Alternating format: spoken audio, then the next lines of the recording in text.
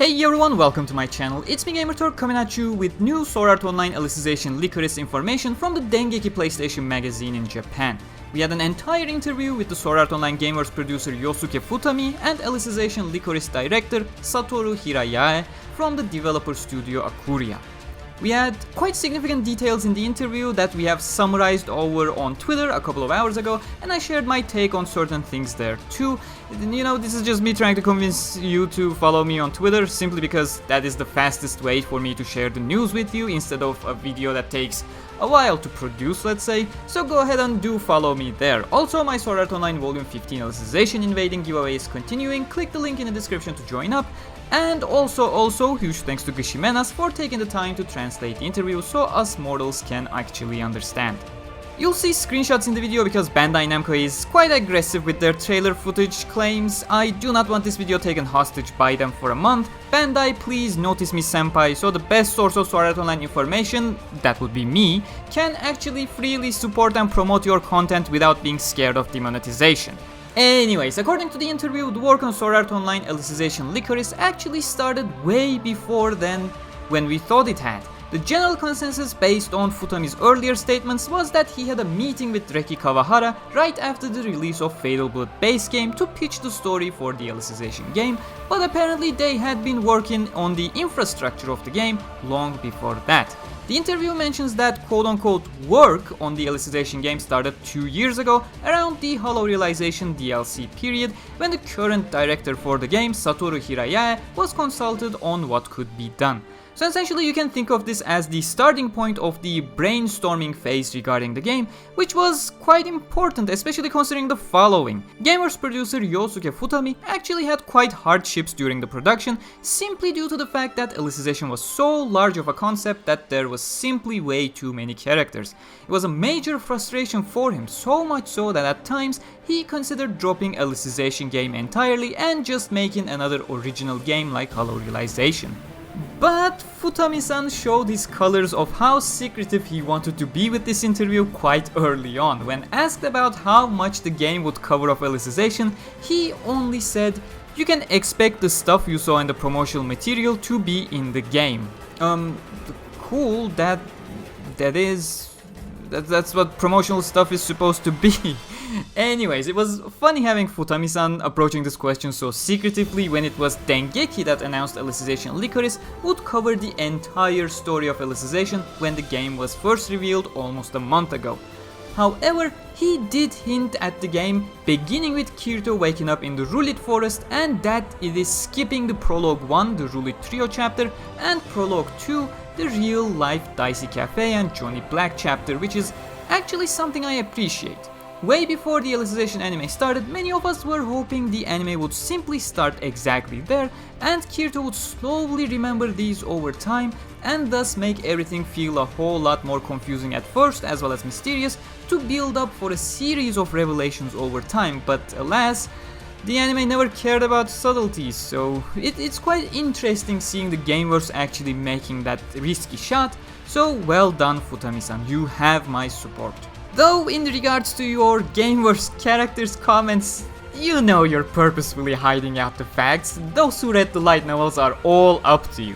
I will not go into spoiler territory, but Futami-san mentioned that, and I quote, "Perhaps I should clearly state this, game series original characters will not appear in Underworld," and he followed this up by stating there was simply a lack of soul translator units to bring everyone into Underworld. Yeah, even those who have not read the light novels know the Gameverse enough to know that is just a random limitation you decided to offer simply because you want to be vague about future content. We had Shinon login into Aincrad, we had Lifa login into Aincrad, we had Yuki login into Aincrad. That is not really a limitation for you guys. But as I said, I won't be going into Alicization spoilers in this video to keep the anime-only audience safe from spoilers. However, don't trust this statement that Gameverse characters won't be appearing in Lycoris. This entire statement all around is a mess. Maybe he just didn't want to reveal if this was part of the Gameverse or not, so he tried to come up with an excuse. Maybe he was mandated by others to not share this information, so who knows. For those who are interested as to why this is something you shouldn't take seriously, I'll have an entire explained video on that featuring spoilers later down the line somewhere. And I know some of you will still jump on the hype train claiming this is the confirmation that it is part of the Gameverse. They just can't show up because limitations. No, this is no confirmation of anything. First off, an obvious PR trick cannot be the base of any confirmation or an inverse confirmation or whatever you want to call it, because it simply is a lie. Secondly, you know what other media has Gameverse characters? Alicization anime has Zeliska, Hirayae and Itsuki. Memory Defrag has literally everyone and some more that I don't even know at this point. Integral Factor not yet in the story, but it eventually will, and skills based on those characters exist already. Axel World vs Sword Art Online literally borrows the Gameverse as its setting, yet it simply is not canon to the Gameverse itself. The acknowledgement of characters existing does not confirm which timeline or continuity a product belongs to. I'm not saying Lycoris isn't part of the Gameverse, I'm saying we do not have a confirmation that it is. And neither do we have confirmation of the opposite case, and jumping onto conclusions so early on without knowing anything about anything only serves misinformation and clickbait. So you are welcome to theorize, but do not claim things one way or another. At this point in time, we simply do not have enough information to know anything for sure. But while Futami-san insists we won't see the Gameverse original characters, he promises new Integrity Knights and Underworldians to meet in the game. The second half of Alicization will already introduce some new faces, including some more Integrity Knights, but especially Integrity Knight variety is lacking due to some circumstances that would be spoilers here. But I will honestly love some more Integrity Knights with unique personalities in the game, so this is a great choice in my opinion. One of the highlights of the interview, however, was the fact that the human empire was a very safe place with no enemies due to Quinella and the Integrity Knights. It doesn't take a genius to know having quote-unquote no enemies would result in a terrible JRPG, because there needs to be fights so you get to play something. While Futami-san wanted to avoid the complaints like this is different from the novels, he also said it was unavoidable from a game design perspective. He mentioned they did their best at mostly staying faithful to the story. He also stated that if we did Alicization anime's 24 episodes as is, there really won't be anything to fight. So they chose to use Reiki Kawara's original map of Underworld and decided to fill in the gaps and cultures. This is huge, especially considering the 2-year journey of Kirito and Yujo from Rulit to Centauria. This may mean we will actually have a journey involved instead of one time skip from Rulit to Zakaria and one skip from Zakaria to Centauria.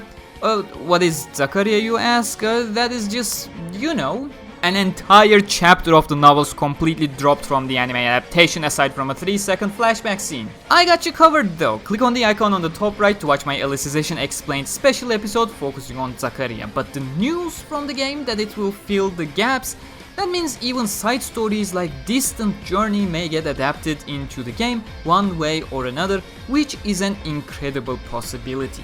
When talking about Lycoris Flower that represents sad memories reuniting self-reliance, the interviewer asked if this was a reference to a new character, but Futami decided to answer vaguely that it may refer to anyone including Yuji and Alice. He also went ahead and mentioned the clash of ideals in the story pitching phase. He admits that the light novel side of things, whether the fans or the executives like Reki and Miki, keep pressuring him to write happy and colorful stories, as highlighted by the past Gameverse entries, all of which having very happy endings with absolutely zero negativity. But he actually does want to follow some darker routes and how these ideals constantly clash with each other in the development phase. But yeah, I talked about this quite a lot before, so I won't dwell on it too much. Where there is no sadness, what meaning does happiness have, etc. It's a major problem of the Gameverse, and Futami-san, please keep doing what you believe is right. You have my full support if that means anything at all. But that's pretty much it from this interview. As mentioned, some of these are quite major news, so this interview overall was quite packed, except for that one little PR lie. Good try there, Futami-san, but we are on to you there. I hope you enjoyed this news coverage though. If you did, please hit that like button. Bandai Namco, please notice me senpai so I can do much better news coverages for you. Like, that is literally what I want to do. Remember, if you follow me on Twitter, you can get these news like hours before the video goes live, so yeah, follow me, help me reach 1,000 followers on Twitter. But as always, huge thanks to my YouTube members and patrons as always. I'll see you next time, stay cool.